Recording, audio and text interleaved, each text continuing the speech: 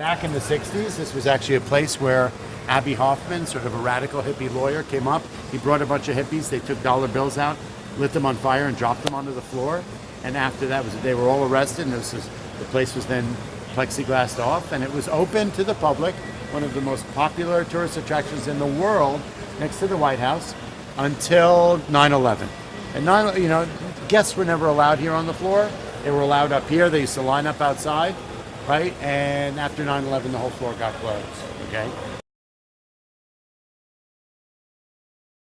Hi, I'm Fanny Dixier, and I'm coming to you from the New York Stock Exchange in New York City.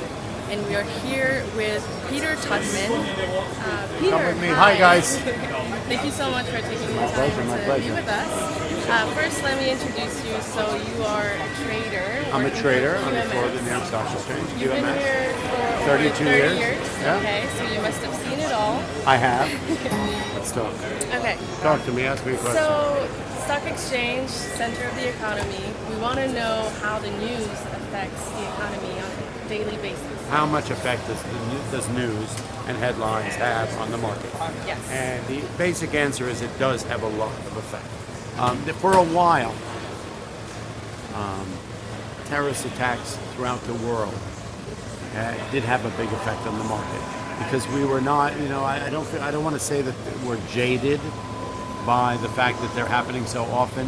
We did have a moment of silence here on Monday morning, and we were sort of reminded that over the last year, we've done that about 10 times. Whether it's from Sandy Hook, where the children were killed in the school, to Columbine, to the Miami disco attack, we've seen so much of it happen. I was here during 9/11, right? This room filled with smoke. We lost a couple of people. We lost thousands of people a couple blocks away, right? It was a trauma that we've been suffering with for decades, right? I lived through it. I was evacuated from this place by New York City police. We walked through darkness and ash for hours and hours. We came back to work a week later. This area smelled of sulfur for years. For years.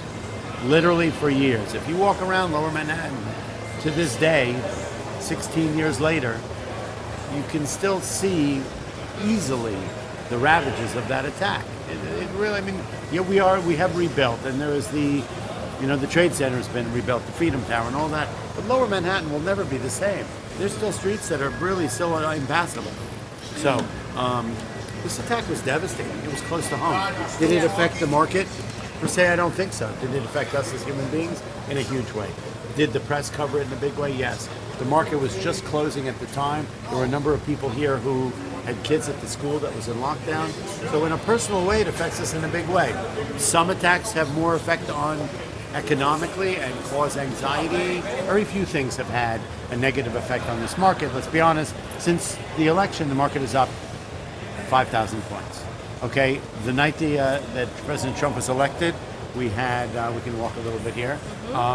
Market was supposed to go down 1,000 points. It went down 1,000 points overnight. By the time we came in, the market had rebounded. Okay, Brexit, that had a negative effect on the market. It definitely, the headline-driven things that are more directly related to the economy do have a big effect on the market.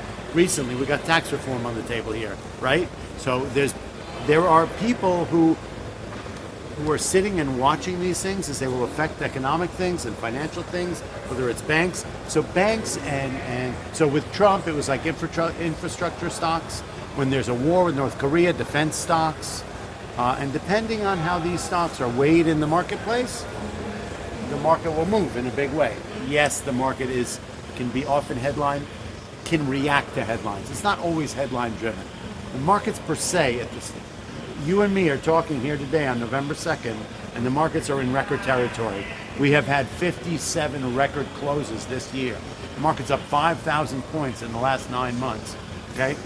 So it's been the market up and up and it's up. been going up and up and up. On the way, we've run into a couple of speed bumps, which were Brexit, which was North Korea, which was healthcare bill, which was tax reform on the table, off the table, indecisive. dysfunctionality coming out of Washington, right? And the market keeps going up and up and up. Right. People are saying that there might be an imminent market crash. You know what? do you think I about keep that? getting asked that silly question. Look, markets go up and down. Right. We talk about it can be news related, but I said that basically the markets are built on foundation, okay, of earnings, and we can actually just walk really fast. We can walk really slow. Stocks are built on foundations, on earnings, on interest rates. I mean, there are certain economic fundamentals that make a market stabilize or make a market go up and down. There are bubbles. There's this, we've seen that where things get inflated for no particular reason except it's the flavor of the moment. We still watch the stocks. We do take stocks off automatic pilot and get involved on a human level throughout the day. The openings are super exciting. The closes are super exciting. This is the greatest place in the world, one of the most powerful buildings, right? And it's been around forever. And I hope it stays that way for a long time. Amazing. Thank you so much, Peter. You're welcome. Thank you. you.